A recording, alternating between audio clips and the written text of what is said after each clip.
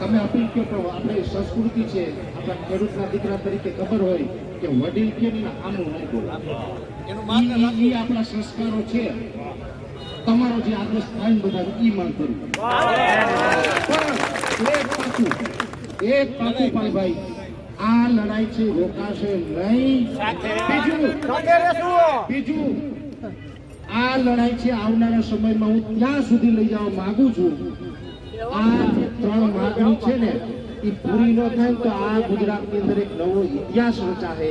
એ ઇતિહાસ એવો હશે પાલભાઈ કે બધા એમ કહેતા હોય કે જેની પાસે પૂર્ણ બહુમતી હોય એ સરકાર પડે નહીં. ને ઇતિહાસ બદલાવી ન નાખું તો સાધું નહીં.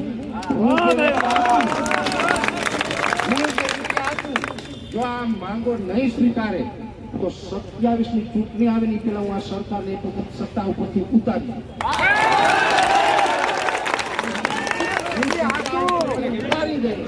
અને આ જ્યાં સુધી લડાઈ તમારી બરાબર છે, ત્યાં સુધી તમે જે ખેડૂત ભાઈઓ મને દરરોજ આશીર્વાદ આપો છો, તમારા આશીર્વાદની જરૂર પડશે.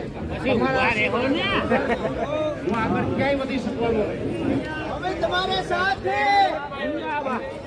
આ આપણે 12 દિવસનું અલ્ટિમેટમ આપીએ છીએ. આ કે XYZ ગમે એ વ્યક્તિ હોય એ બધા જ ખેડૂતનો નોકર છે. આજે આવે આ અલ્ટિમેટમ આપવા આપણે પેલા દરવાજે જવું ને પાલભાઈ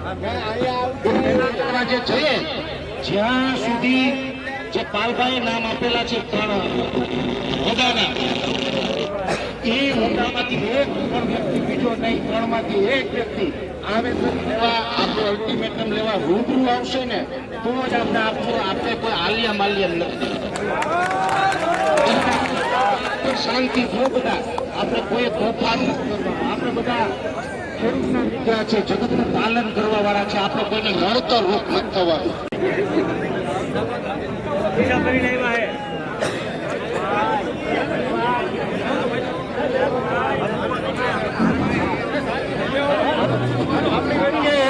આપણા પત્રકાર મિત્રો આવ્યા છે, એમનો પણ આપણે આભાર વ્યક્ત કરવો છે. કાજલબેન સુવા, BS9, જેમને જગદીશ મહેતા પણ હમણાં યાદ કરતા હતા. તાલીઓથી વધાવો.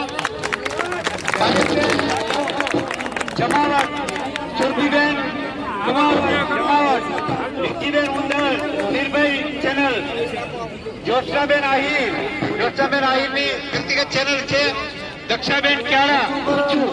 આ બધા જ પત્રકાર મિત્રો સોશિયલ મીડિયાના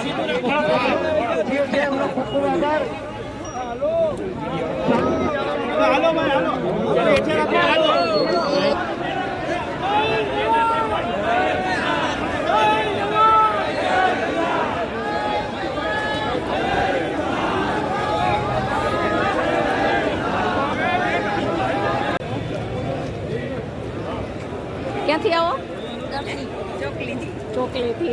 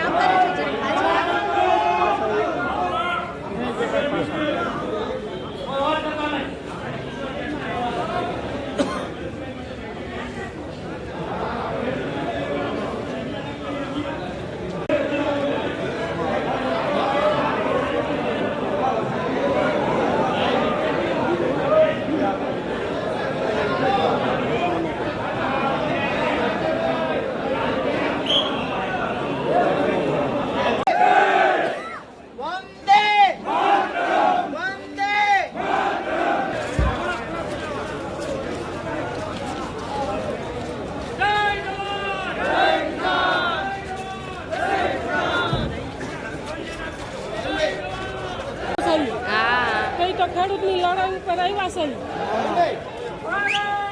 માતા કી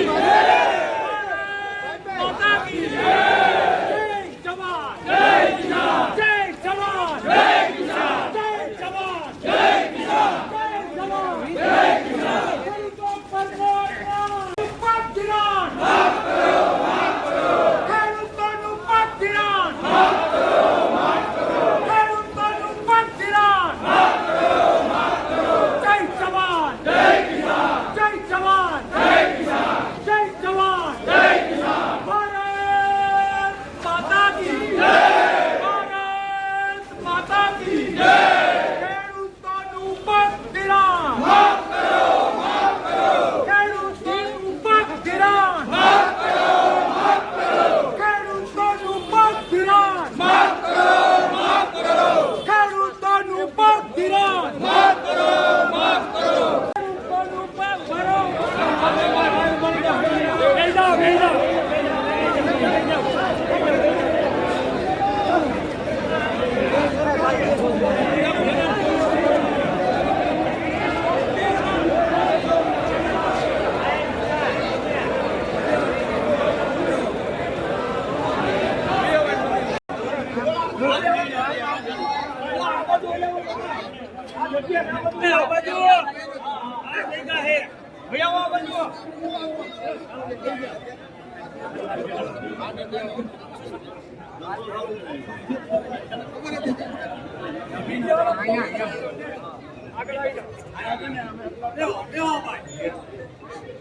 ફરી આવશે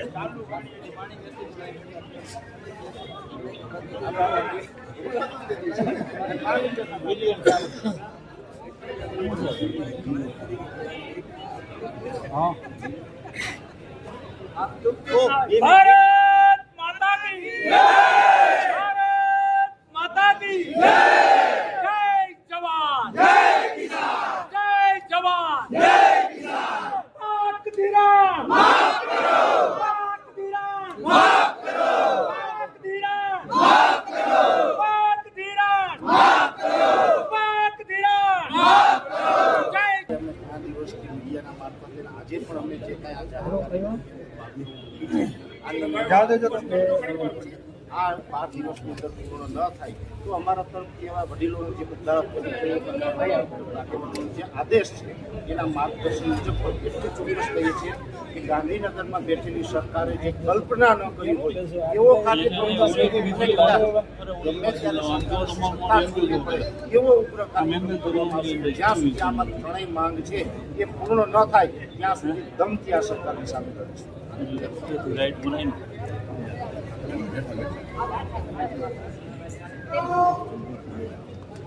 125 મણ એટલે આ વિષય ઉપર તો અમે જ્યારે ખરીદીની શરૂઆત કરી ગઈ ત્યારે પણ ખેડૂતોને અનેક આગેવાનો રજૂઆત કરી સૂચનો કર્યા. 125 મણ મગફળી ખરીદીએ તો એક પ્રકારે કહી શકાય ખેડૂત સાથે મશ્કરી સમાન છે. બીજા નંબરનું આમ જોવા જઈએ જે આ વર્ષે માવઠું એમાં 80% ખેડૂત એવા છે કે જેની પાસે મગફળી છે એ પલળી ગયેલી છે. પલળી ગયેલી મગફળી તો આ લોકો જે રિજેક્ટ કરવાની વાત કરે છે તો આમાં એક પણ ખેડૂતની મગફળી જશે નહીં અને ટેકાના ભાવે જે ખરીદી થશે એ એના મળતિયાઓ વેપારીની મગફળી છે ત્યાં ગોડાઉનમાં ઘૂસવાની છે. એટલે અમારા ખેડૂતોને ન્યાય નથી થવાનો એટલા માટે થઈને અમે ટેકાના ભાવ મુદ્દે પણ સરકાર સામે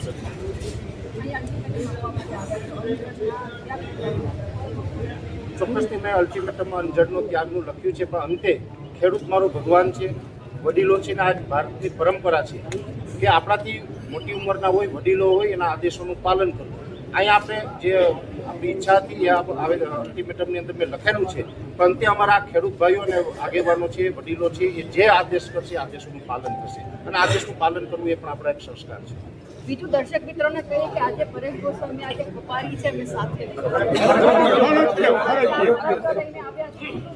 પ્રશ્ન નથી.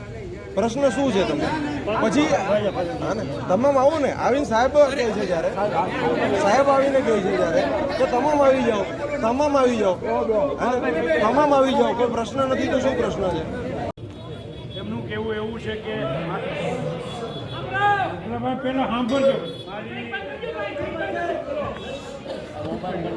મારી ઓફિસમાં બધા ના સમાય પણ આખી લોબી છે એમાં તો બધા સમાઈ જાય.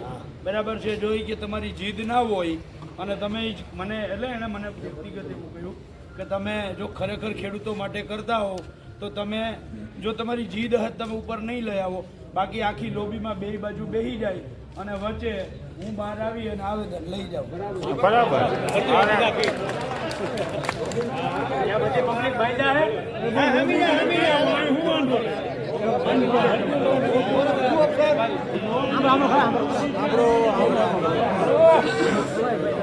બીજો ઓપ્શન તો સાંભળો. જય જવાન.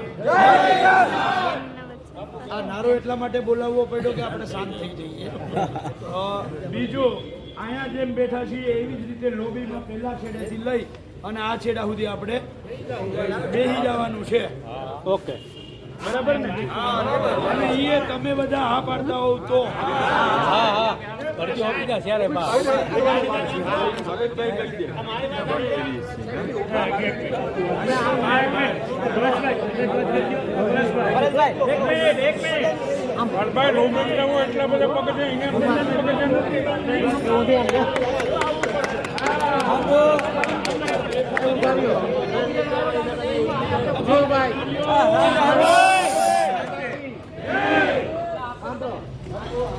પહેલી વાત એ છે, આ નિર્ણય મારે કરશનદાસ બાપુને, હરેશભાઈને, પાલભાઈને, ડાયાભાઈને કોઈ જ નથી લેવો.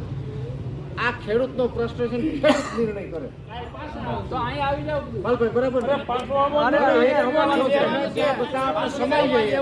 પાલભાઈ જોઈને આવ્યા છે. પાલભાઈનું આમ તો મેં ઘણા આંદોલનો અમે સાથે હોય. પાલભાઈનું માર્કિંગ થોડુંક સારું હોય છે બીજા કરતા. હવે સાંભળો,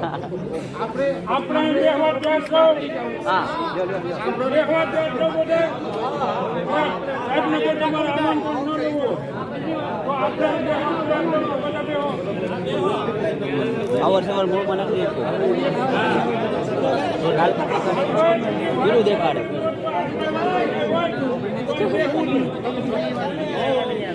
ફોનની સ્ટોરેજ પૂરું થઈ ગયું બસ.